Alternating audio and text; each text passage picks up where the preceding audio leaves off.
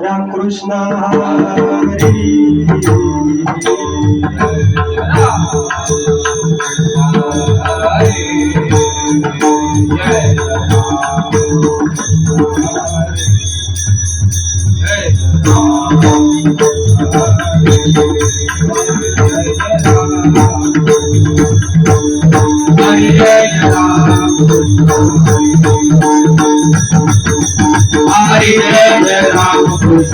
Hare Jai Ram Hare Jai Ram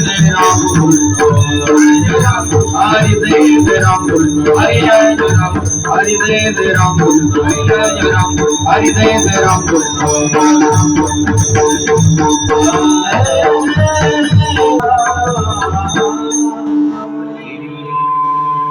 रूप पाहता लोचने सुख झाले हो साजने पाहता लोचने सुख झाले हो साजने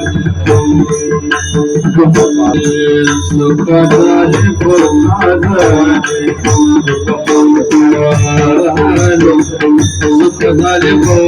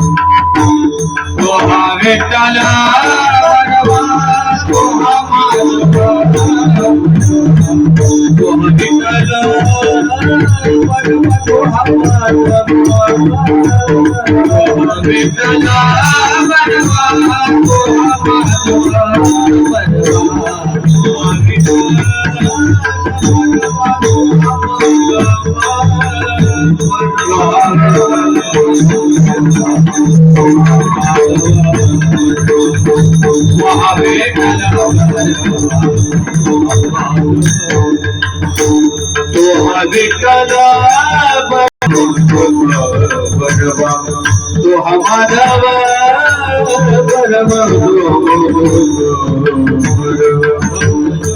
आची जोडी म्हणला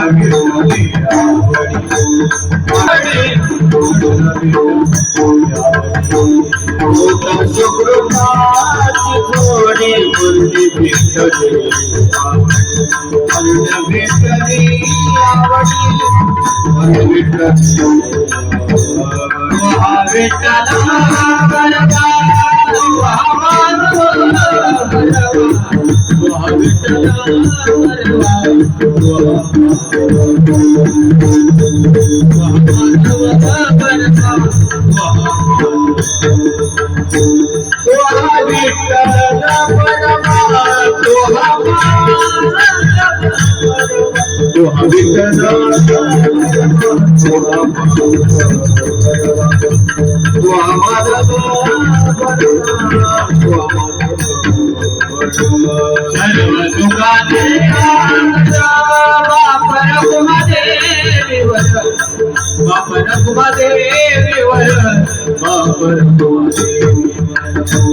सर्व सुखाचे आगर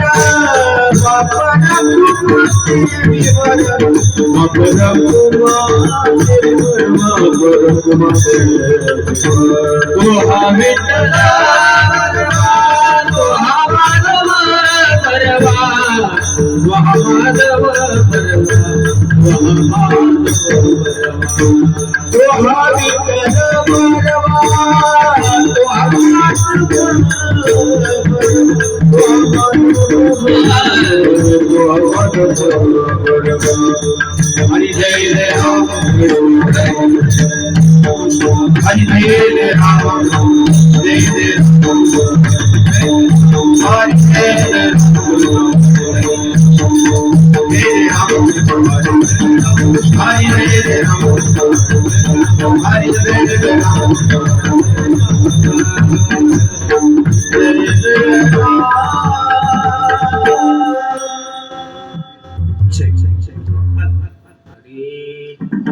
तुटे भव रोग तुटे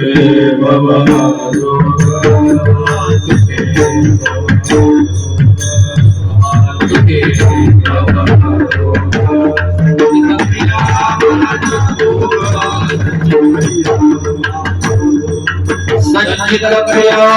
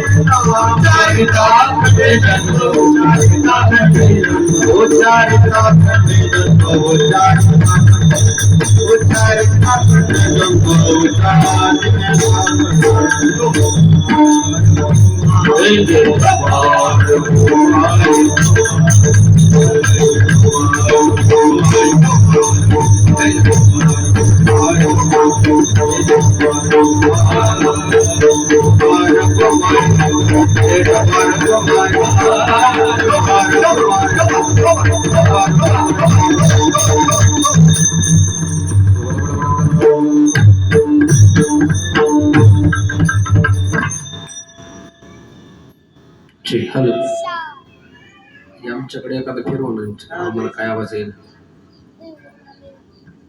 थोडाच ठेवा आवाज, काय चढचं आवाज तो कमी ठेवा. हा हा हॅलो, हा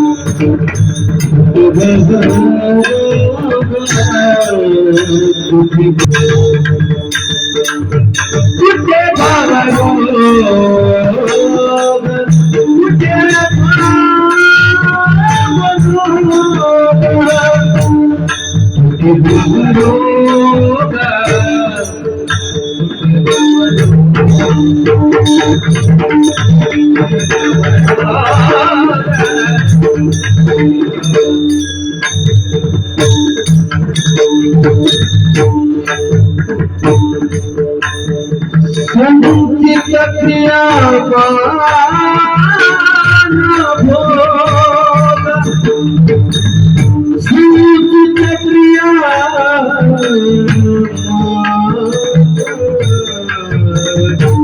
संचित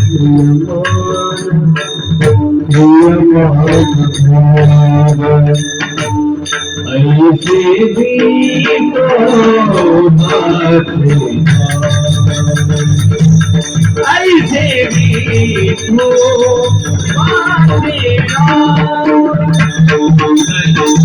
भी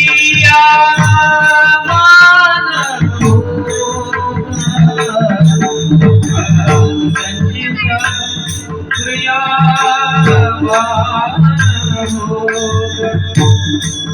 संचित क्रिया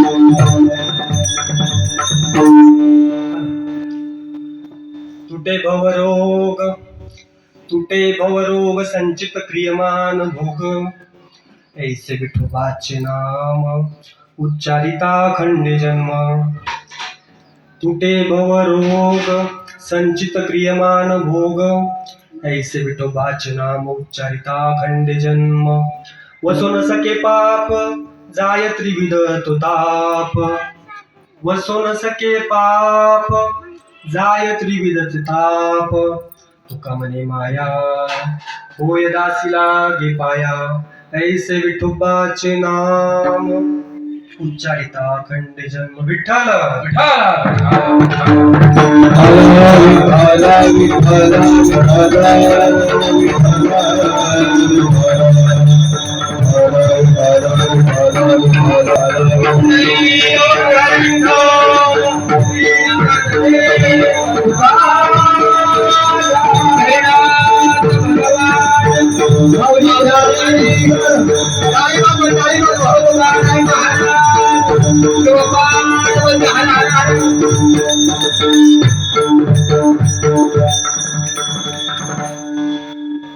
अरे तर गोंधळ जास्त व्हायला लागला थोडासा आवाज हे करून घ्या नीट करून घ्या. कमी करा कमी करा थोडा आवाज कमी करा महाराजांचा आवाज हलका कमी करा कारण जास्त गोंधळ व्हायला लागलाय हॅलो हॅलो बस समचरणं सरोजं सांद्रणीला बुधाभं जगन्निहित पाणिं मंडनं मंडनानां तरुण तुलसी माला कंदरं कंजनेत्रं सदैवलहासं विठ्ठलं चिंतयामि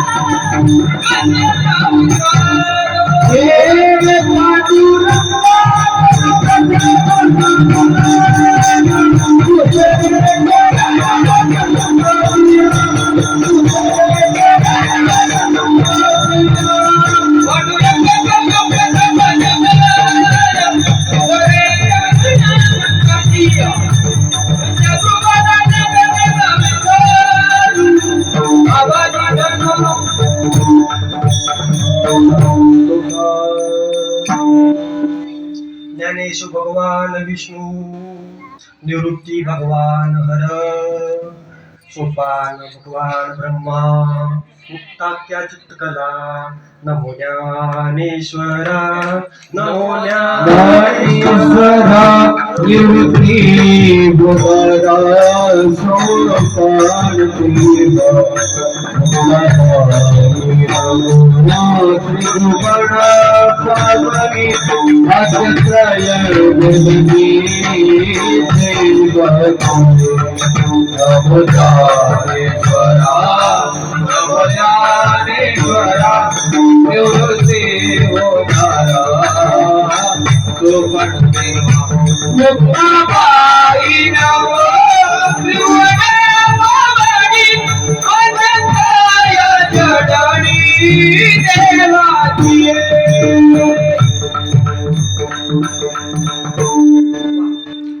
असो. आता सगळ्यांचंच नमन करण्यात बसण्याचा वेळ नाही आपल्याला, तर आपण सर्वांचं एकदमच नमन करून घेऊ आणि आपल्या कीर्तना करूया. मस्तक ही पायावरी पायावरी लाभार करी संता पायावर करी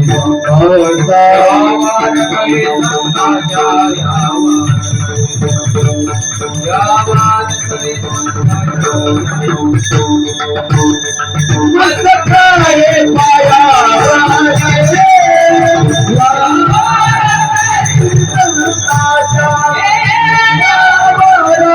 हे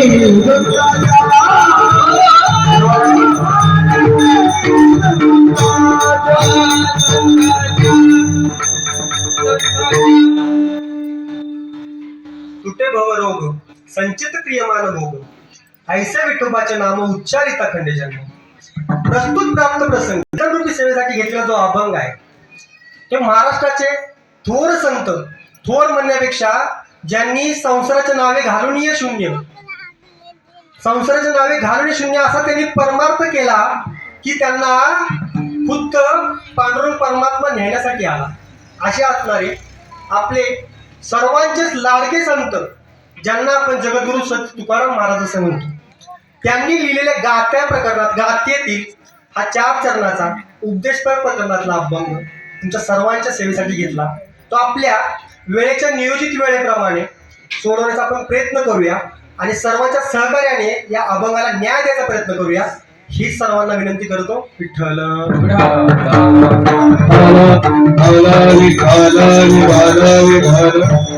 असो. आज आपण सर्वजण कार्यक्रमाला जमलो, त्या कार्यक्रमाचं निमित्त सर्वांनाच माहिती आहे, सर्वांना न्याच आहे. कुणाला फोनद्वारे, कुणाला मेसेजद्वारे, कुणाला पत्रिकेद्वारे, तर कुणाला सांग्याने आपल्याला निरोप मिळालेला आहे. आणि आपण सगळे इथं जमलोय, ते का जमलोय सर्वांनाच ज्ञात आहे. कारण जालिंदर आबा होते, त्यांचा सगळ्यांचा माहिती, सगळ्यांचा स्वभाव सगळ्यांना माहिती आहे, मनमिळाव होता. आता तुम्ही म्हणाल महाराज तुम्हाला कसं माहिती, तर मी तुम्हाला खूप जवळची व्याख्या सांगतो की ह्या घराचा माझा खूप जुना संबंध आहे, खूप जुना संबंध. म्हणजे मी ह्या घराचा संबंध म्हणाल ना तर मी कॉलेजला असताना, मी डिप्लोमाला असताना माझे परम मित्र आदरणीय तेजस महाराज ह्यांच्याबरोबर शाळेत शिकत असताना, कॉलेजमध्ये शिकत असताना आबांचा आमचा संबंध बराच वेळा आला. बराच वेळा म्हणजे काही कारण असो, काही अडचण असो, आणि आम्ही आबांकडे यावं, आबांनी त्यावर महाराजांना दाखवावं असं कधी झालं नाही महाराज. तर अशामुळे ह्या निमित्ताने इथं सगळ्यांना भेटण्याचा योग आला मला. कारण का सांगी वांगी काहीतरी घडत असताना हा नवे एकेलाचा खेळ म्हणून मेळ मिळविला. तर असो, सगळ्यांचं तुमचं जालिंदर आबांवर जे प्रेम आहे त्या प्रेमापोटी तुम्ही सगळी मंडळी इथे जमलेला आहात. अजून काही मंडळी थोड्या वेळानंतर येतीलच. तर असो, जी काही सेवा मला करायची ती मी पूर्णतः घरची सेवा म्हणून करणार आहे. आज मी कीर्तनकार म्हणून खरंच इथं उभा नाही महाराज. आज मी एका पित्यासाठी, एका कृतज्ञतेसाठी, किंवा ज्या माणसाने मला घडवण्यासाठी त्यांचा काही ना काही थोडासा वाटा होता. कारण का की त्यांचा स्वभाव एवढा गोड होता ना महाराज, की कुणालाही कुठल्याही गोष्टीची गरज पडली ना की त्यांनी त्याला मार्ग तरी दाखवावा असा त्यांचा स्वभाव होता. आणि तो मी जवळून पाहिल्यामुळे मला कीर्तन करताना वेगळं काय बोलायची गरज नाही, किंवा कोणी मला सांगायची आणि मी ते सांगायची काही गरज नाही. कारण बऱ्याच वेळा मला असं होतं, कीर्तन जातो काही माहीत नसतं, कोण माणूस आहे कोण आहे माहीत नसतं, त्याची पार्श्वभूमी माहीत नसते. त्याच्यामुळं विचारावं लागतं की महाराज काय सांगायचंय, त्या माणसांविषयी काय बोलायचंय. पण इथं तसा वेळ नाही, कारण तसा प्रसंगच नाही. हा प्रसंग खूप जवळचा प्रसंग आहे माझ्या. त्याच्यामुळे असो, ज्या निमित्ताने मला ही सेवा मिळाली त्या सेवेसाठी मी ऋणी आहे.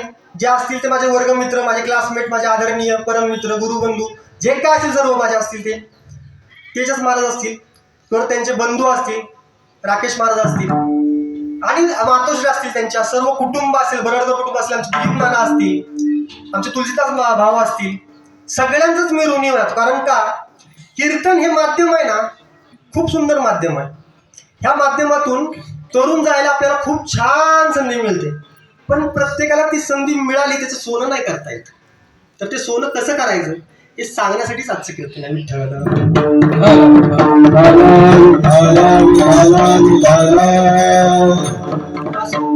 अल्पशा वेळेमध्ये आपल्याला कीर्तन करायचंय. तर असो, आपण जो अभंग निवडला, तो अभंग निवडला ना, तो महामेरू कोण सामान्य नाही महाराज. असा महामेरू आहे ना की त्याने संसार पण पाहिला, संसार पण पाहिला, वैराग्य पण पाहिलं आणि त्याचबरोबर परमार्थही केला. बरं, संसार तर तुम्हाला मगाशी सांगितलं मी, संसाराच्या नावे घालून या. परमार्थ केला, वरून संसारात परमार्थ करत असताना पाहिलं की संसारात पडल्यानंतर एवढं दुःख भरलंय या संसारात, दुःख की या दुःखामुळं महाराज म्हणतात अनेक दुःखे सांगू मी किती, सकळ संसाराची स्थिती नाश आहे पाषाणती आणि भय काप चित्ती. महाराज म्हणतात एखाद्या पाषाणाला जर माझ्या संसाराची जर कथा सांगितली ना तर तो पाषाण सुद्धा फुटेल. अशी तर संसाराची व्यथा आहे. म्हणून महाराजांनी संसार केला. संसार केल्यानंतर त्यांना कळालं की संसारामध्ये व्यथाच आहे, दुःखच आहे, म्हणून त्यांनी वैराग्य केलं. बरं, वैराग्य तरी असं केलं महाराज की एक पत्नी अन्न करून मिळली, दुष्काळ पडला, सगळी जहागीरदारी त्यांनी वाहून टाकली आणि मुलगा दुष्काळात निघून गेला. अशा पद्धतीने त्यांनी विद्रोह केला आणि सगळ्या संसाराचा त्याग करावा म्हणून तिथून निघून गेले. त्यांना निघून गेल्यानंतर जेव्हा सांगितलं की तुम्ही वैराग्य असाल तरी पण संसार तुम्हाला सोडता येणार नाही, तर त्यांनी संसार उत्तम करण्यासाठी वैराग्य स्वीकारलं. वैराग्य असं स्वीकारलं महाराज की त्यांची अवस्था एक काळी अशी झाली की त्यांना खायला सुद्धा अन्न नव्हतं. महाराज तुम्हाला खरं परिस्थिती सांगतो, त्यांना खायला सुद्धा अन्न नव्हतं. त्यांना खायला अन्न नव्हतं ते नव्हतं, लोक तर एवढी वाईट टाकायची त्यांच्यावर, एवढी वाईट टाकायची, त्यांना गावात सुद्धा राहू देत नव्हते महाराज. का? कारण विषय असा आहे की ते परमार्थ करतात, संसारिक लक्ष नाही, आणि संसारिक माणूस नसेल ना, परमार्थिक माणूस असेल ना तर त्याला जास्त त्रास आहे महाराज.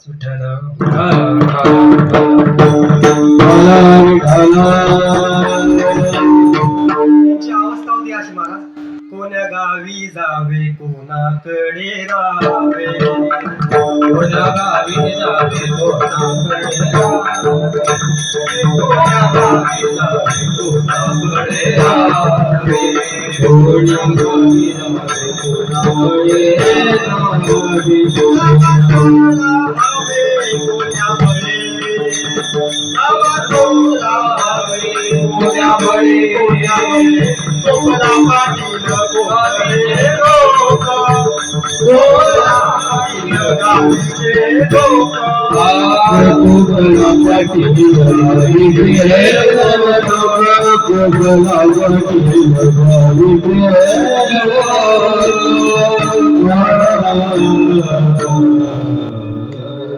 विचार करा, ज्यांनी आपल्यासाठी ग्रंथाचा महामेरू बांधला, ज्यांच्या नावावर आम्ही दिवस रात्र पोट भरतो महाराज, दिवस रात्र ही महाराज मंडळी, पकवाज वादक सगळे आम्ही दिवस रात्र एका अभंगावर, दोन अभंगावर, तीन अभंगावर आम्ही अख्खी रात्र दिवस फिरतो आणि आमची पोट भरतो महाराज.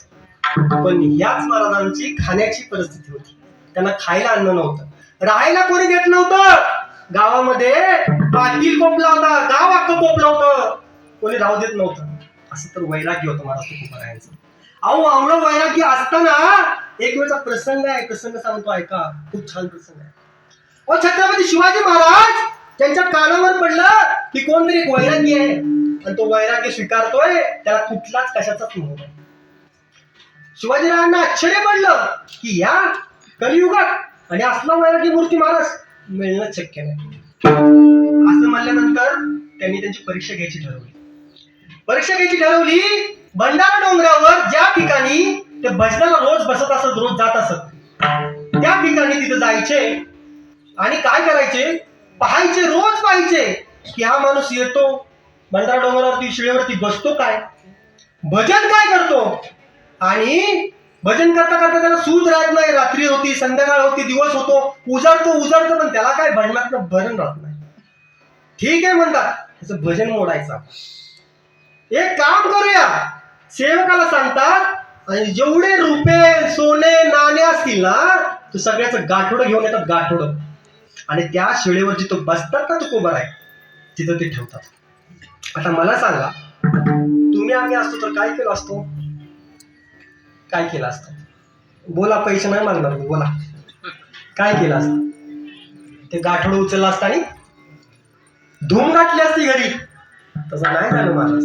तुकोबराय आले, तुकोबरायनी पाहिलं तर काय, सोने माणिके मोती.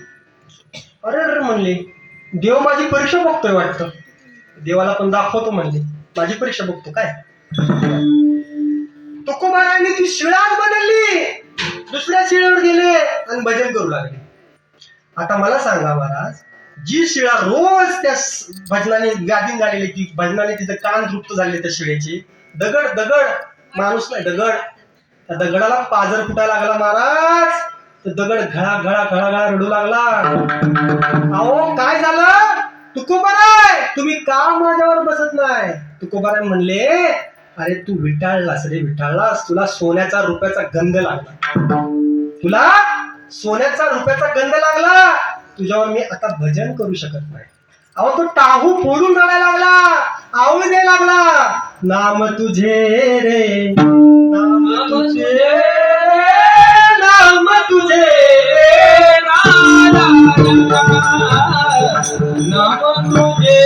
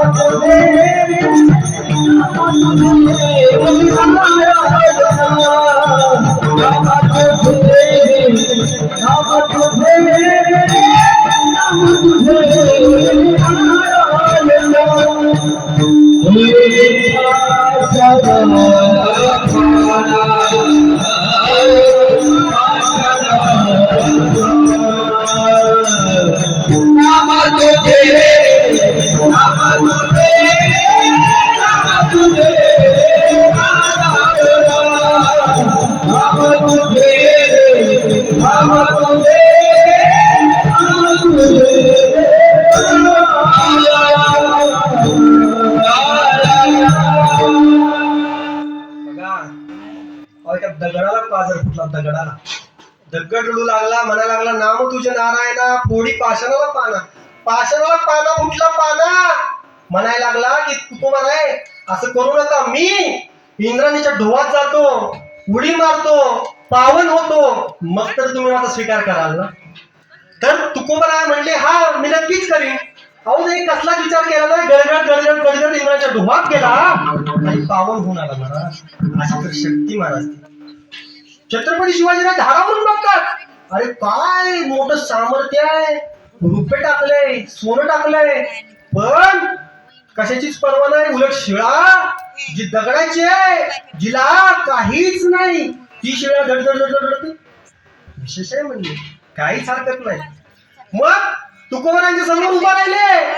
तुकोबारांना म्हणाले, ओ तुकोबाराय, अहो तुमच्या समोर सोनं ठेवले, नाणे ठेवलेत, रुपये ठेवलेत, तुम्हीच म्हणला खायचे मान झालेत, राहायचे मान झालेत.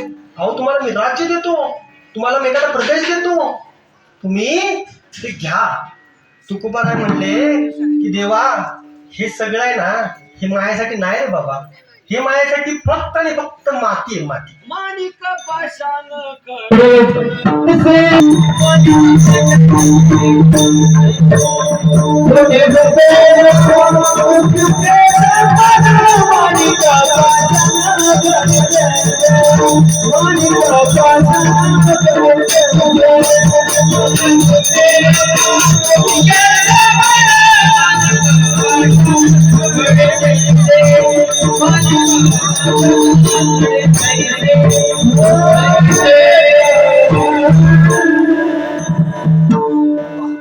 तुकोबा काय म्हणले, सोनं रुपये आंबा मृत्यू के समान, आणि पाषाण आहेत ना, कोण आहेत ते माणिक आहेत ना माझ्यासाठी पाषाण खडे खडे.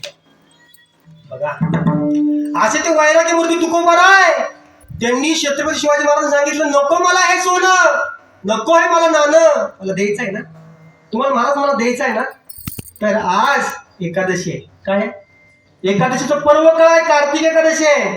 त्या निमित्ताने मी दृष्टांत सांगितलं महाराज. त्यांनी तुकोबाराने खूप छान मागितलं. काय मागितलं, आम्ही तेरे सोनी, आम्ही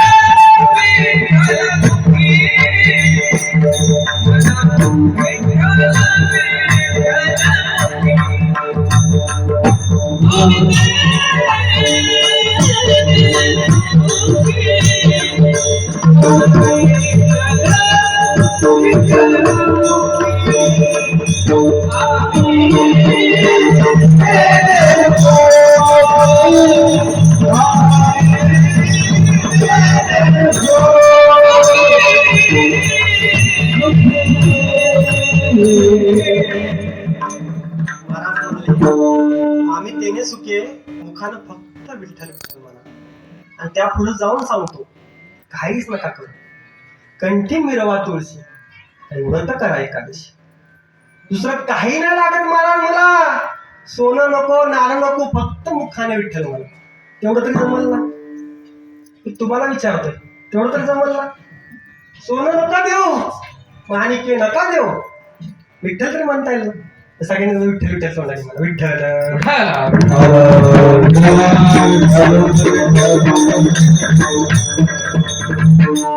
महाराज म्हणले, कंठीत तुळशी मिरवा आणि व्रत करा एकादशी.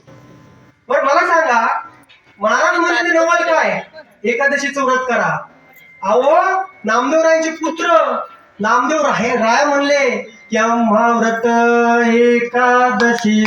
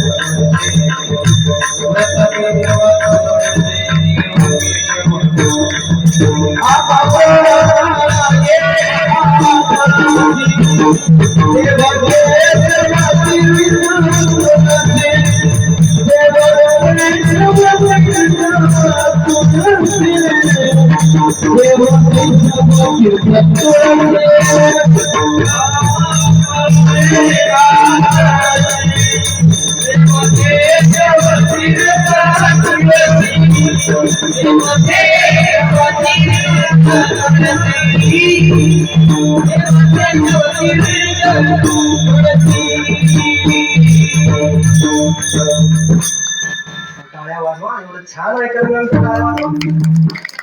आज एकादशी दिवशी हे सगळे रत्न आपल्याला भेटलेच नाही, आपलं नशीब आहे महाराज. एकादशी दिवशी कीर्तनकार मिळतच नाही. बरं कीर्तनकार एखाद्या मिळला तर गायक वादक मिळत नाहीत महाराज. आज सगळे द्वादशीला दशमीलाच पंढरपुरात असतात. हे माझं प्रेम आहे माझ्यावरचं महाराज, म्हणून हे लोक आपल्यावरच्या प्रेमाखात्रीत आलेत. हे महाराज इकडे पंढरपुराकडून आलेत. आपले नातेवाईक नागपुतीचेच नातेपुतीचेच महाराज मंडळी मला लाभले. माझं परम भाग्य महाराज. तुमच्या पुढे मला गायन करायची इच्छाच होईना का, तर मला आधीच गायन करायचं आणि त्यात तुम्ही पुढे उभं. कसं होतं महाराज माहिती का, आपल्याला समोर जर ते आपल्यापेक्षा गुणकार माणूस असेल तर त्याला खरंच प्राधान्यच दिलं पाहिजे. त्यामुळं तो विषयच आमचा नाही. असो, अशी सगळी मंडळी, माझी बसवडवरनं काही लोक आले, वारकरी मंडळी आहेत, माझे मामा आले, माझे जानूबापू आले, सगळी लोक आलेत. अहो फक्त आणि फक्त आपल्या प्रेमासाठी येतात ही लोक. ह्या लोकांना दुसरं कशाचीच अपेक्षा नसते. जसं तुकोबाराय म्हणले सोनरूपी आम्हा मृत्यूके समान, तसं ह्यांच्यासाठी पण तेच आहे बरं का प्रमाण, काही वेगळं नाही. तर त्यांच्यासाठी जोरदार टाळ्या एकदा वाजवा. जेव्हा जेव्हा कानाला गोड वाटेल ना, गोड, तर खरंच टाळे वाजायचं. कारण कानाला गोड वाटलं ना तर ते हाताला कळलं पाहिजे, नाहीतर मग ते कानापर्यंतच राहत. म्हणून जेव्हा जेव्हा गोड वाटेल, मनापासून वाटलं, ही तो हृदयात गोड वाटलं की टाळे वाजवायची. विठ्ठल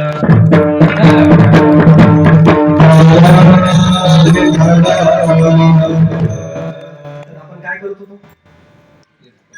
तुम्हाला की तुला कशाला आणलाय असो. तर असं तुकोबरायांचं आपण सांगितलं की तुकोबरायांनी सांगितलं की कंठी काय मिरवायची, सोन्याचा हार नाही, तुळशी मिरवायची. बर, नारायण महाराज पण तेच सांगतात अमृत एकादशी. का बरं सांगत असतील, कशासाठी सांगत असतील? दुसरं पण सांगू शकतात ना की तुम्ही हार मिरवा मोत्याचा, तुम्ही दुसरं काही चांगलं मिळवू शकता. कशासाठी सांगत असते? अहो ते सांगतात त्याचं कारण आहे महाराज. का तर खुद्द पांडुरंग परमात्मा म्हणलाय, सांगत असे गुज काय आषाढी कार्ती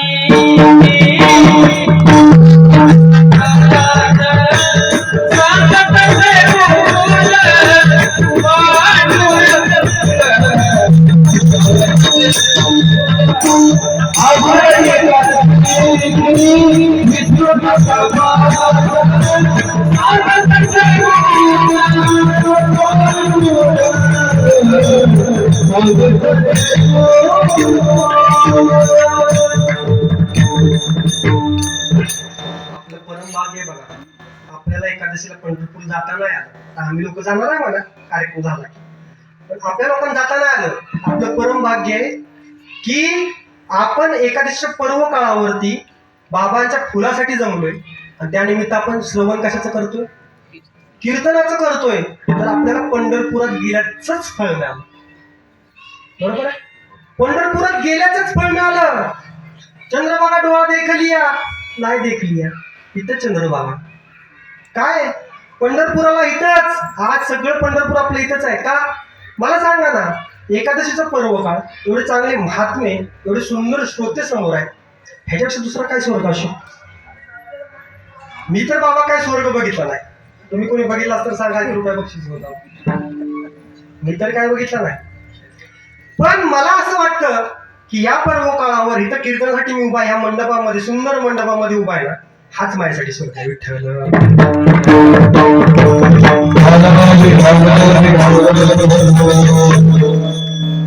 असे तुकोबार आहे. तुकोबारांना एवढे अनुभव आले ना, खूप अनुभव तुकोबाराने भोगले. आणि तुकोबारांना भोगताना अनुभवलं की कावर कीर्तन करावं, हा प्रश्न तुकोबारांना पडला. की भजन तर मी एवढं छान करतो, माझं भजन खूप छान आहे, पण भजन मी करतो, माझ्या मुखाने करतो, जनसामान्यांना काय मिळतं? काय नाही मिळत. पण जनसामान्यांना मिळायला पाहिजे का? तर तुकोबाराय म्हणतात, मी 4 युग पाहिली, 4 युग पाहिली. पहिल्या युगामध्ये जेव्हा त्रेतायुग गेलं, त्या युगामध्ये ध्यान धारणा करायची लोक, ध्यान धारणा. आणि ध्यान धारणा करत असताना त्यांना आयुष्य जे होतं ना महाराज, आयुष्य ते किती होतं माहितीये का? 10 लाख वर्ष आयुष्य. किती? 10 लाख वर्ष आयुष्य होतं. आता 10 लाख वर्षाच्या आयुष्याच्या माणसाला ध्यान धारणेला बसल्यानंतर 5 लाख गेले काय आणि 7 लाख गेले काय, काय फरक पडणार आहे? नाही पडणार. त्याच्यानंतर महाराज म्हणतात, जेव्हा मी सतयुग आलं, सतयुगामध्ये लोकांना यज्ञ विधी करताना पाहिलं. लोकांना तेव्हा आयुष्य होतं 10,000 वर्षाचं. तर त्यामुळे त्यांना मी यज्ञ करताना पाहिलं. लोक हजारो वर्ष यज्ञ करायचे, कारण आयुष्य तेवढं होतं. परत कलियुग युग बदललं, परत युगानंतर द्वापार युग आलं. द्वापारामध्ये माणसाचं आयुष्य राहिलं फक्त 100 वर्ष, 1000 वर्ष, 1000 वर्ष राहिलं तर तेव्हा त्या लोकांना प्रदक्षिणेला जाता येत होतं. नर्मदा प्रक्रिया केली, चालत गेले, कितीतरी दिवस गेले तरी काय फरक नव्हता पडत. 1000 वर्षाचं आयुष्य, किती पण दिवस जाऊ. पण परत पाहता कलियुग आलं आणि कलियुगामध्ये फक्त आयुष्य राहिलं माणसाचं 100 वर्ष. बरं ते 100 वर्ष आयुष्य आहे, पण ते सगळ्यालाच आहे का? सगळ्यालाच आहे का?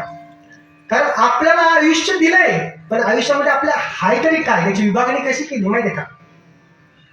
आपल्याला आयुष्य दिलं 100 वर्षाचं, तर त्याच्यामध्ये आपल्याला ना यज्ञ करता येणार, ना ध्यान करता येणार, ना आपल्याला प्रदक्षिणा करता येणार.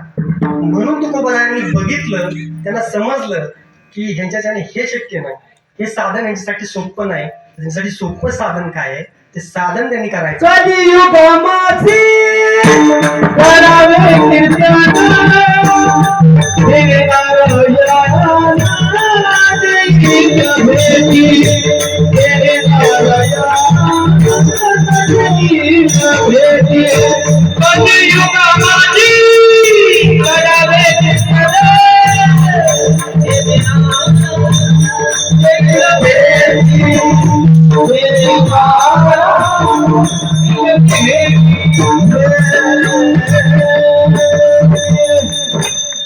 महाराज म्हणले कलियुग मध्ये सोपं साधन आहे. काय? कीर्तन करा.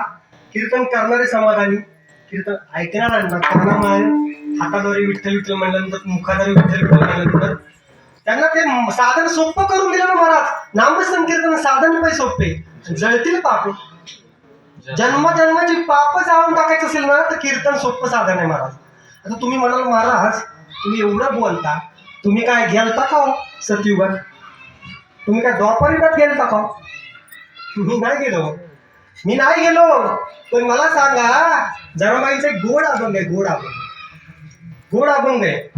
तर त्या गोड अभंगात जनाबाई सांगतात, हिरण्यकश्यप कुळी नाम प्रल्हाद आणि पद्मिनी नाम माझे श्रेष्ठ दासीच पद.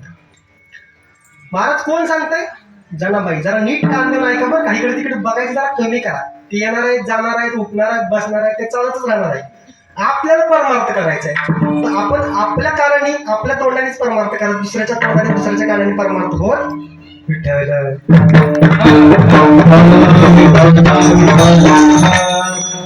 तर जनाबाई म्हणतात, हिरण्यकश्यप कुळी नाम प्रल्हाद आणि पद्मिनी नाम माझे श्रेष्ठ दासीचे पद. तेव्हा तुकोबराय होते हे सिद्ध करण्यासाठी मी हा अभंग का? तर नामदेवराय प्रल्हाद झाले आणि पद्मिनी नाव कोणाचं? जनाबाईंचं. दुसरा युग आला, दुसऱ्या युगामध्ये दुसरा जन्म याचा अंगद राम भक्त. महाराज नामदेवराय अंगद झाले आणि मंत्र नाम माझे भरते मारली लाथ. भरत महाराजांनी मला लाथ मारून बाहेर काढलं. ती कोण होती? मी जनाबाई होती. तिसऱ्या युगामध्ये महाराज म्हणतात, द्वापारी कृष्ण सेवे उद्धव जन्मला. उद्धव महाराजांचा जन्म झाला आणि कुब्जा नाम माझे देवे उद्धार केला. जनाबाईंनी कुब्जा माजारीचं रूप घेतलं होतं. त्यामध्ये त्या देवाने मला पाय लावला, स्पर्श केला आणि माझा उद्धार केला. बर ते झालं.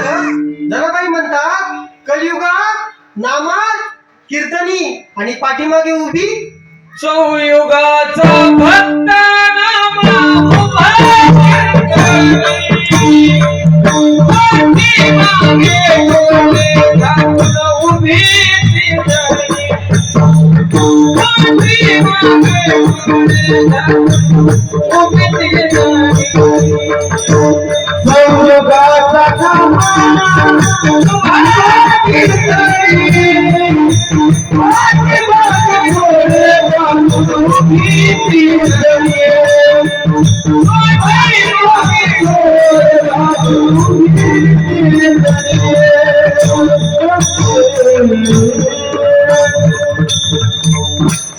बघा, जनाबाईंनी सांगितलं नामदेवराय नामदेवराय नामदेवराय प्रल्हाद झाले, नामदेवराय उद्धव झाले, नामदेवराय अंगद झाले, नामदेवराय कीर्तनात उभे. कुठे? तुम्ही तर म्हणता तुकोबरायांचा अभंग आहे, तुकोबराय सांगतात की कलियुगा माझी करावे कीर्तन. आता मला सांगा, नामदेवराय आणि तुकोबराय वेगळे का? नामदेवराय आणि तुकोबराय वेगळे का? अहो नामदेवराय म्हणजे तुकोबरायचाच अवतार ना. त्याच्यामुळं तुकोबरायांनी सोपं मार्ग काढून दिला की कीर्तन करावं. बर ते झालं. दुसरा पैलू महत्वाचा आहे. अहो कीर्तन फक्त आम्हालाच नाही तर त्या देवाला आवडतं, देवाला. अहो तुकोबराय कितीतरी वेळा वर्णन करतात, कितीतरी वेळा.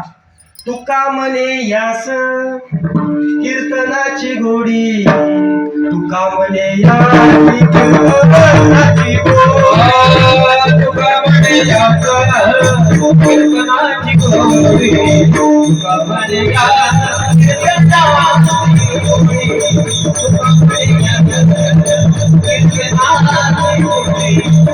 म्हणे यास कीर्तनाची गोडी, तुका म्हणे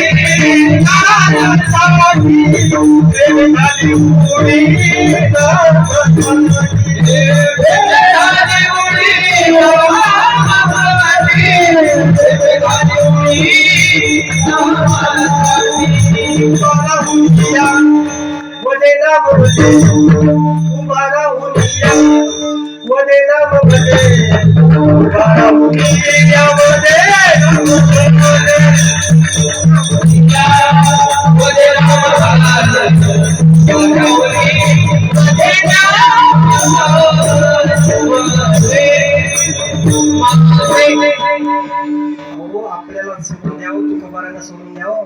फक्त देवाला कीर्तन आवडायचं म्हणून वर्षराधाला कीर्तन करावं. म्हणून कीर्तनाचा योग जेव्हा जेव्हा येईल ना तेव्हा कीर्तन करावं. का तर तुकोबराय म्हणलेच, नामदेवराय सुद्धा म्हणले, नाम म्हणे यासी कीर्तनाची गोडी आणि घालची उडी नेटे मेटे. महाराज म्हणले घाई करायची घाई, कधी मी कीर्तनात जाईल याची घाई व्हायची पांडुरंग परमात्म्याला. ते सोडून द्या. नाथबाबा म्हणले की एका जनार्दनाने कीर्तनाची गोडी आणि घालची उडी वैकुंठ आणू. महाराज म्हणले सोपं साधन आहे, वैकुंठ काय जवळ आहे का? पण त्यातनं उडी मारायचा आणि नामदेव महाराज कीर्तन करत असताना पितांबर फिट्टेपर्यंत नाचायचे महाराज. पितांबर फिट्टेपर्यंत नसेल का कीर्तनाची गोडी? सांगा बरं. कीर्तनाची गोडी असल्याशिवाय तो माणूस पितांबर फेटेपर्यंत नाचू शकतो का? नाचू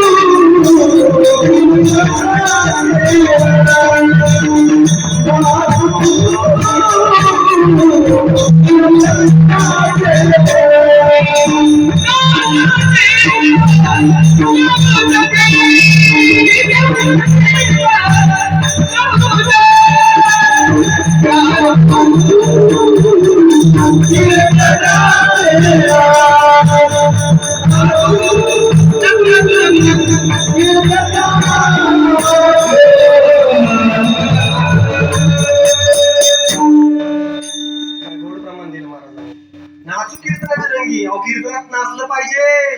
करणं भाग्यवंत नट्य हरी कीर्तनात. बर ते झालं. धन्य माता पिता करायची. काय महाराज म्हणतात, अहो जो तरुण भाग्यवंत नाचतो तो नाचतो, त्याच्यात धन्यता दिली माता पितेला. का तर हे साधन आहे नाचायचं, ही जागा आहे नाचायची. तिथं नाचा. कारण पांडुरंग परमात्मा नामदेवाच्या कीर्तनात विटेपर्यंत पितांबर नाचला. नामदेव कीर्तन करी पुढे देव पांडुरंग परमात्मा नाचायचा. बर असं कीर्तन हे चालू आहे. कीर्तन चालू असताना तुकोबरायांनी पाहिलं की मला अनुभव येत आहेत, खूप अनुभव येतात, अनुभव आले अंगा हे जगात देत असेल. बरं, तुकाराम महाराज म्हणतात की तुका म्हणे येते पाहिजे अनुभव आणि शब्द गौरवाचे काहीच काम नाही. तर म्हणले महाराज इथं फक्त आणि फक्त अनुभव पाहिजे. का? आम्ही खातो आनंदाचे लाडू, घ्या रे नका चरपडू. महाराज म्हणतात ते जाऊ द्या, आम्ही रस पितोय रस, सेवितो हा रस वाटितो आणि का, सेवितो हा रस वाटितो आणि का.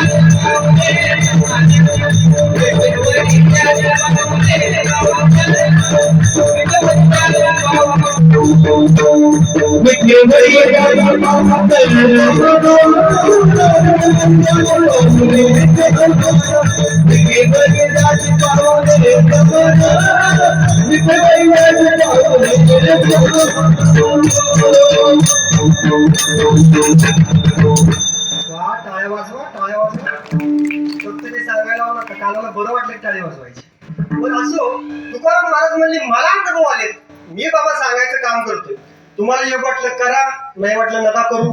का? तुकोबारायांना एवढं वेळ लागलं होतं लोकांना समजवायचं की तुकोबारायांनी खुद्द परमेश्वराला जाऊन भेटले आणि परमेश्वराला म्हटले देवा दरवेळेस तुम्हाला म्हणतो काहीतरी माग.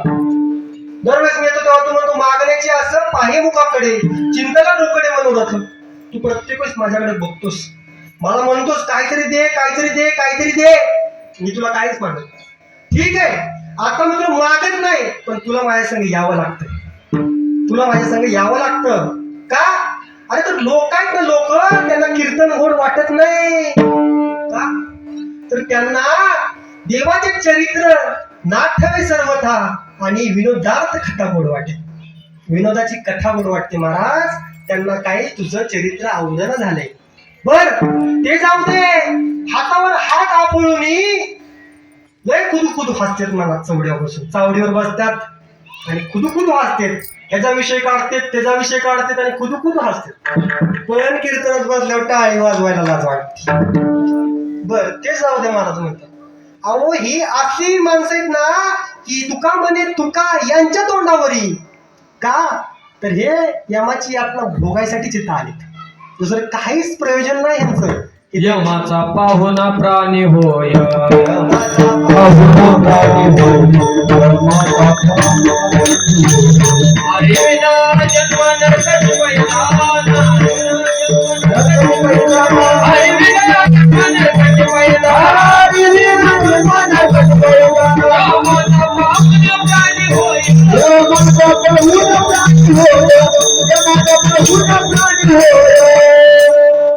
देव म्हणला तुकोबार आहे इथं पंढरपूर सोडून मी तुमच्या संग आल्यावर कसं व्हायचं. तुकोबार म्हणले काय होत नाही, एक क्षण माझ्यासाठी काढा. किंवा तुकोबार म्हणले देवा मी तुम्हाला काहीच मागत नाही, किंवा एक क्षण माझ्यासाठी काढा. तो क्षण माझ्यासाठी काढला तर मला लोकांपर्यंत तुम्हाला नेता येईल, मला लोकांना तुम्हाला भेटवता येईल, मला सांगता येईल लोकांना देव घ्या कोणी, देव घ्या कोणी.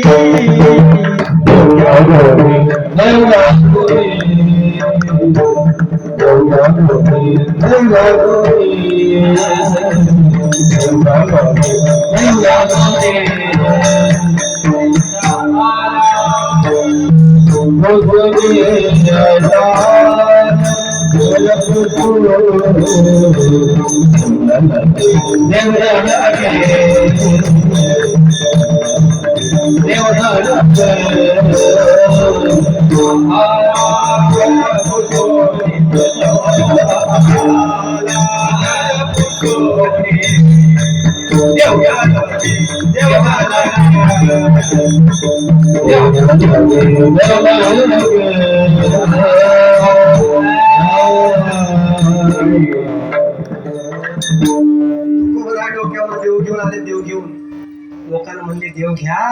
अहो देव आलाय माझ्या बरोबर, देव घ्या. लोक म्हणले देव काय, देव घेऊन नाही आलाय तुम्ही. अहो देव न लगे, देव न लगे, कपाटात आमच्या जागाच नाही देवाला ठेवायला. असे ते भामटी लोक आहेत महाराज. अहो ह्याच्या पुढे जाऊन सांगू का तुम्हाला, तुकोबारायनेच उलट म्हणले.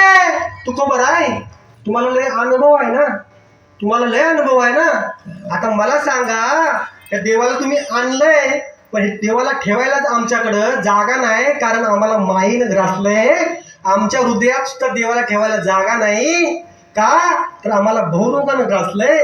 तर हा भ्रमरोग कसा तुटेल हो? अभंगाच्या पहिल्या चरणात तुटे भवरोग, तुटे भवरोग, तुटे भवरोग, तुटे भवरोग, तुटे भवरोग, तुटे भवरोग, तुटे भवरोग, तुटे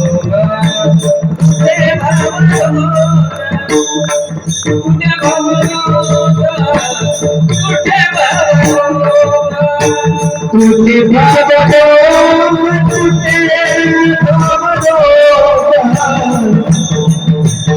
तुटे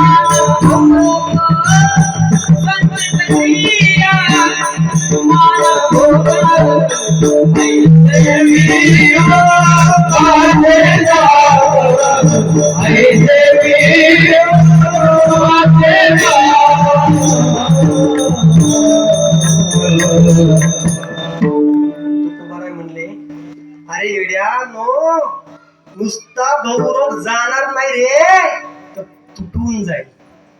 काय करायचंय फक्त ऐसे विठोबाचे नाम, एक विठोबाचं नाम फक्त उच्चारलं ना, तर तुमच्या मागे लागेल जो भवरोग आहे ना, ज्याला आपण भवरोग म्हणतो, आपण त्याला भवसागर म्हणतो, त्याला आपण दुःख म्हणतो, तो दुःख तुमचं नाहीस होईल फक्त एका विठोबाच्या नावाने.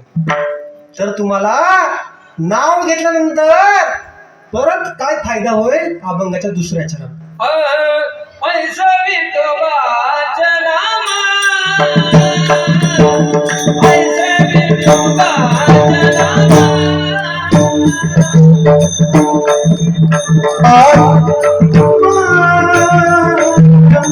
ऐसे विठोबाचे नाम,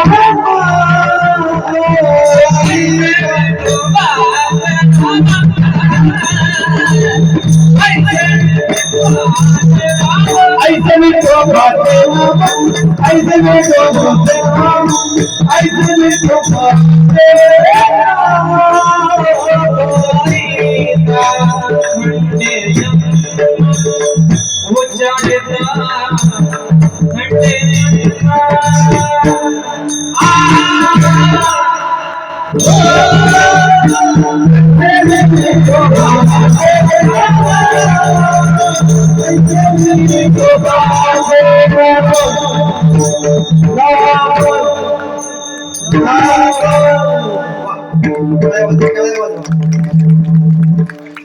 तर बाबा भवरोग आहे जो तुझ्या संचिताने तयार झालाय, तुझ्या कर्माने तयार झालाय ना, तो तर तुटेल, पण त्याच्या बरोबर 84 लक्ष योनीचा फेरा चुकून जाईल.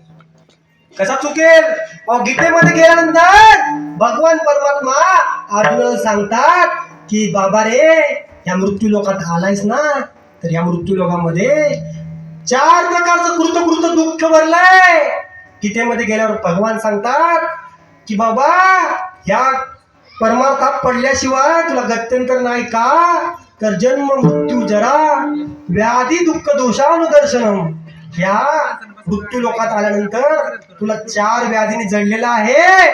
पहिली म्हणजे काय, तर ती व्याधी म्हणजे जन्माची. दुसरी म्हणजे काय, तर ती मरणाची. तिसरी काय, तर ती म्हातारपणाची. आणि चौथी काय, तर ती आजारपणाची. विठ्ठल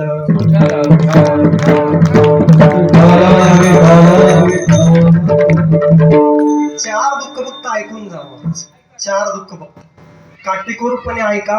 हे दुःख ऐकल्यानंतर ह्या दुःखांचा तुम्हाला सावली जरी पडली, या दुःखाचं तुम्हाला आज जरी लागली ना, तरी तुम्हाला आठवेल की महाराजांनी कीर्तनात आपल्याला ही 4 दुःख सांगितली होती. तो अनुभव जेव्हा तुम्हाला येईल ना, त्या अनुभवातून तुम्ही पुढे जाऊन त्या अनुभवाचं सोनं कराल. तर ती 4 दुःख मी तुम्हाला कुठली सांगितली महाराज? एक म्हणजे जन्माचं दुःख, दुसरं म्हणजे मरणाचं दुःख, तिसरं म्हणजे विठ्ठल.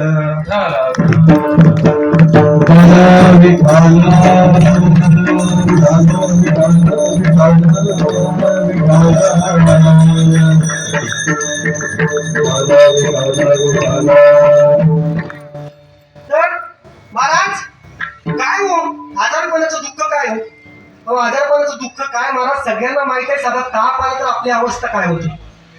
पाण्यातील मासा झोप घेई कैसा, जावे त्याच्या वंशा तेव्हाकडे. पाण्यातला मासा कसा झोपत असेल हे त्यालाच माहित ना महाराज. दुसरा कुणाला कसं करणार, मला इथं कसं करणार उभा राहून की पाण्यातला मासा झोप कसा घेत असेल. आजारपण दिसतं तेवढं वाईट. एखाद्याला घरी लकवा भरू द्या, एखाद्याला कुठली कावीळ होऊ द्या, बघा त्या माणसाचा चेहरा कसा होतो, त्या माणसाचं आयुष्य किती उद्ध्वस्त होतं. तर अर्जुनाला सांगितलं की बाबा आजारपण हे दुःख आहे. दुसऱ्या दुःखाकडे गेलो ना, तर दुसरं दुःख आहे ना, ते म्हातारपणाचं महाराज. म्हातारपणाचं दुःख तर एवढं वाईट ना, मी म्हणतो म्हातारपण जर यावं ना महाराज, तर ते म्हातारपण टिकू नये. काय टिकू नये.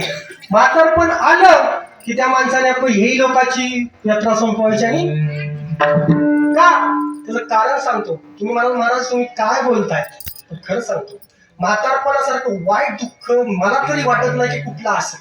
मज नाही हात पाय डोळा पडले जावं. नाही हात पाय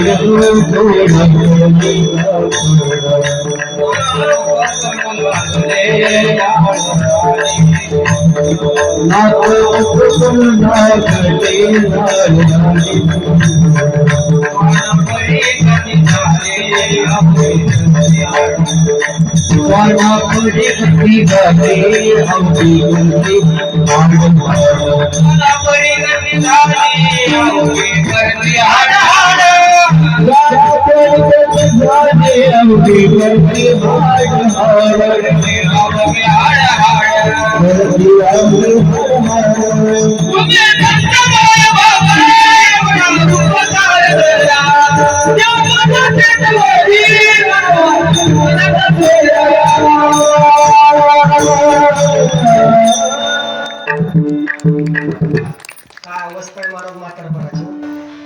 काय मला भजन करायचंय पण माझं नाही हात पाय.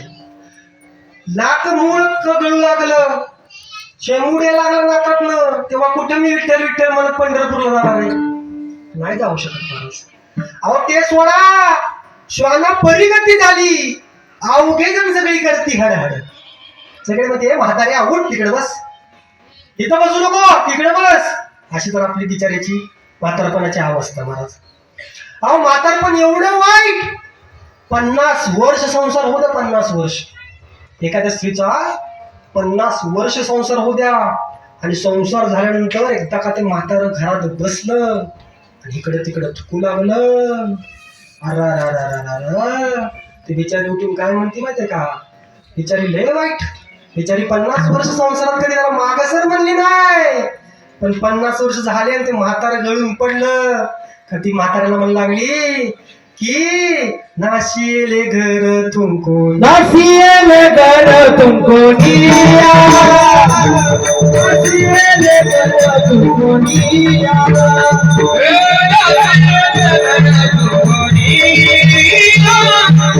नासियल घर तुमको भाई वाले घर बरसात वाले नासियल घर तुमको दिया, नासियल घर तुमको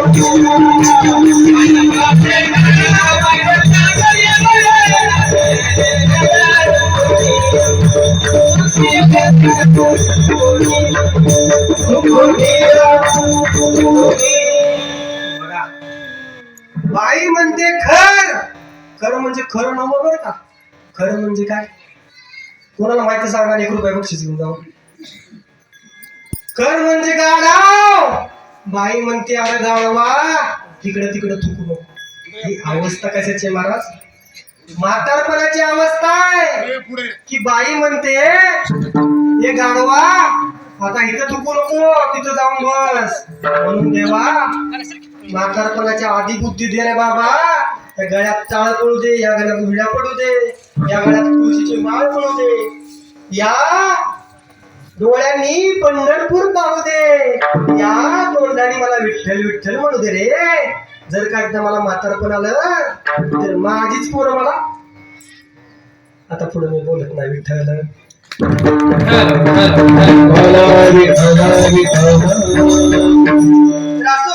तर असं म्हातारपणाचं दुःख खूप आहे. बरं, त्याहून पुढे गेलं तर बघा, मला सांगा, तुम्हीच मला सांगा, सगळ्या माता मोरीने तुम्ही मला सांगा, आपण जेव्हा गर्भधारण केला, त्या गर्भधारणामध्ये जेव्हा बाळ राहिलं, ते बाळाला कुठल्या प्रकारचा एसी दिलता हो तुम्ही? कुठला सोफा दिलता? कुठला पाठ बसायला दिलता? कुठली गादी होती हो आतमध्ये? काय होतं आतमध्ये? माऊली सांगतात, विष्टाले पचोहीकडे, नाकी तोंडी कुर्मी किडे, संसाराचे दुःख गाडे, कवना पुढे सांगावे. अहो महाराज म्हणतात, विष्टा लेप चोहीकडे असतो, कुठला कूलर नसतो, कुठली एसी नसते तिथं. या उलट विष्टा लेप रक्त दुर्गंधी. अहो माऊली म्हणतात ना, कानोबा तुझी गोंगडी चांगली चांगली, आम्हासी का दिली वांगुली रे. त्याहून महाराज म्हणतात, ते तर काहीच नाही रे. तुकाराम महाराज म्हणतात, काय सांगू गर्भीची यात, काय सांगू गर्भीची यात, माझ्या गोविंदा, माझ्या गोविंदा, माझ्या बाळा उजळला.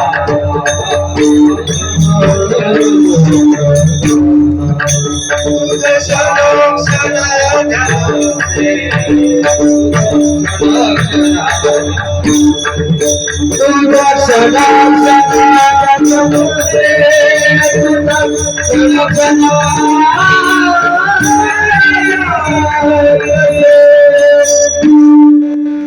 तुझं क्षणोक्षण ध्यान असे, माझं सोयीत नेणं. अहो महाराज म्हणतात, काय सांगू गर्भीची यातना, कुणाला सांगू शकत नाही. एवढ्या गर्भात त्या यातना त्या विष्टेत आणि लेपेत मानामध्ये मान अवघडत गेली. ते बाळ, बाळ म्हणजे कोण? आपण सगळे गर्भातनं चालू आहे ना, का कोणी आकाशात नाही? सगळे गर्भात आले. तर गर्भामध्ये असताना त्या विष्टेत, त्या लेपात, त्या मुतारीत आपण असताना देवाकडे एक नवस केलाय. नवस, तो नवस सांगायसाठीच मी आज कीर्तन केलं. विठ्ठल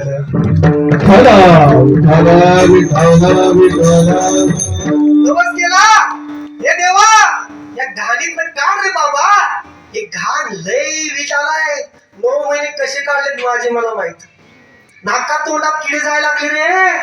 मला या घाणीतनं बाहेर काढ. मी तुला नवस करतो. देव मानला, बरोबर आहे, सगळं मान्य आहे. पण तुला माहिती आहे माझा स्वभाव, देशी तेव्हा घेशी ऐसा अशी उदार.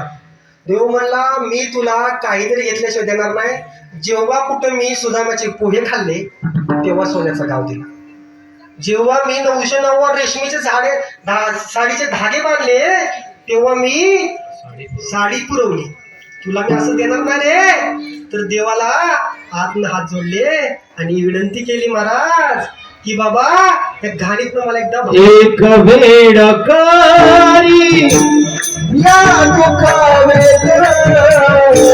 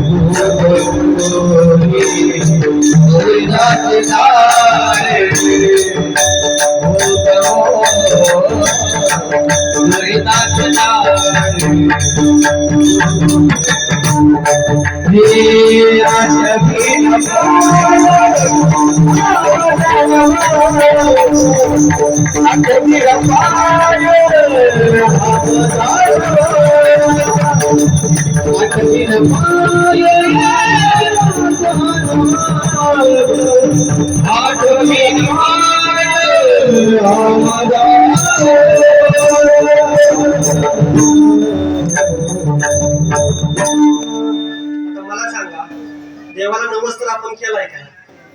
देवाला नमस्कार केलाय?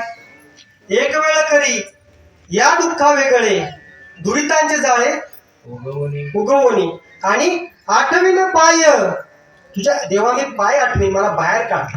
ते पण नुसतं 1 तासासाठी नाही, 15 मिनिटासाठी नाही, रात्रंदिवस आठवीन पाय रात्रंदिवस हे आपण वचन दिलं पण पाळलं का? ज्यांनी पाळलं त्यांनी हात वर करा, त्याला 10 रुपये बक्षीस घेऊन जावं. कुणी पाळलं का सांगा मला? नाही पाळलं ना. म्हणून तरी आपल्याला वारंवार दुःखाचा सामना करावा लागतोय, कारण आपण नवसच फेडला नाही. तर हा नवस फेडण्यासाठी आजचा कीर्तन महोत्सव आहे. जर नवस फेडावा असं वाटत सगळ्यांनी हात वर करा, सगळ्यांनी हात वर करा, दोन्ही हात वर करा.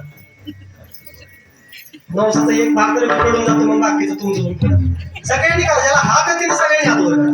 ज्यांना नसतील त्यांचं राहू द्या, पण ज्यांना हात त्यांनी तरी करा. हातचे सगळे भाग उभा राहिलेले सगळ्यांनी हात वर करा. ज्यांना हात आहे त्यांनी सगळ्यांनी हात वर करा. विठोबा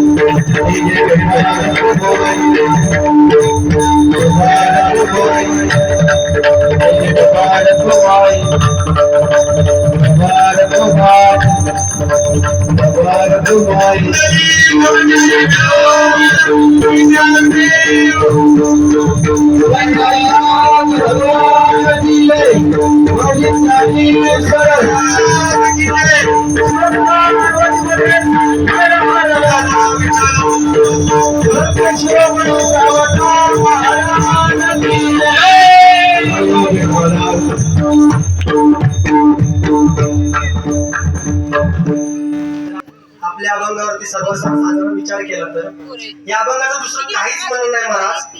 तुटे भव रोग संचित क्रियमान भोग, हे आपल्या मागे लागलेले जे भोग आहेत ते भोग लागले, त्याचं कारण आहे आपल्याकडे भोगरोग आलाय.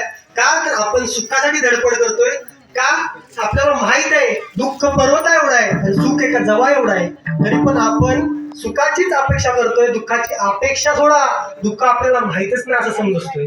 पण दुःख खूप आहे, दुःख बांधवडी हा संसार आहे आणि सुखाचा विचार नाही कुठे. असं तर परिश्रम आहे महाराज की याच्यामध्ये सगळे जे आले त्यांना जायचंय आणि जायचंय, तो कुठे थांबलेला नाही का. तर आपल्याला येणारं मरण हे फक्त तारीख आणि वेळ सांगून आलेलं नाही, ते कधी येतं ते कोणाला माहित नाही. म्हणून हा खटाटोप चाललाय आपला का. तर काळाची बावडी पडेल बा जेव्हा आणि सोडवीन तेव्हा मायबाप, सोडीना बंधू पाठीची बहीण आणि शेजीची कामीना दुरूच्या दोन्ही. भले भले कुणीतरी सोयरी करा, काही करा, पण आपल्याला यातून सुटका नाही का. तर महाराज म्हणतात की आपल्याजवळ तुकोबाचं नाव, विठोबाचं नाव, माऊलीचं नाव, सगळ्याची नाव आहे आणि ती नावं घेतल्यामुळं आपलं जे भवरोग आहे ते निघून जातंय, तुटतंय आणि त्याच्याबरोबर वसून सके पाप जाय त्रिविध तो ताप, तो ताप निघून जातोय. आणि त्याचबरोबर जे कोणी आता टाळी हातात वर करून टाळी वाजवली ना महाराज, त्यांच्या पायाला माया शिवते, माया अभंगाचं शेवटचे चरण. तुका म्हणे माया, तुका म्हणे माया, तुका म्हणे माया, तुका म्हणे माया, तुका म्हणे माया,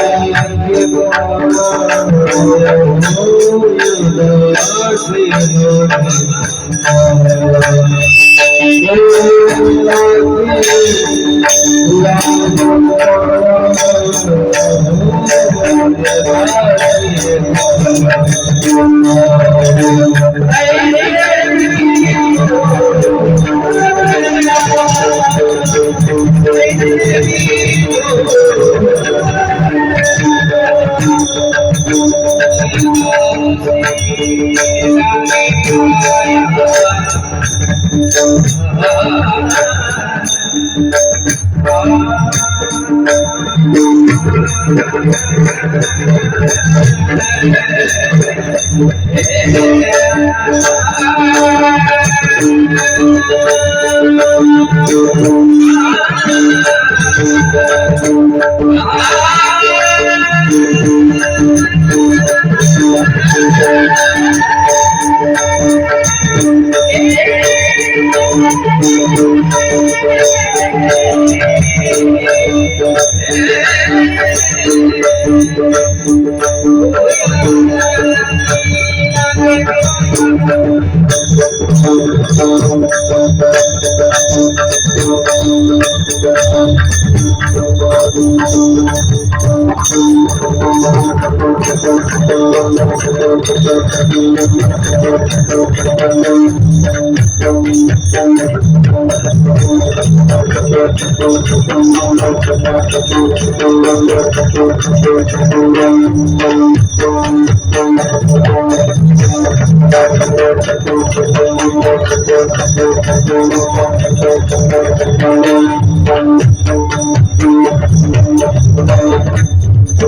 म्हणे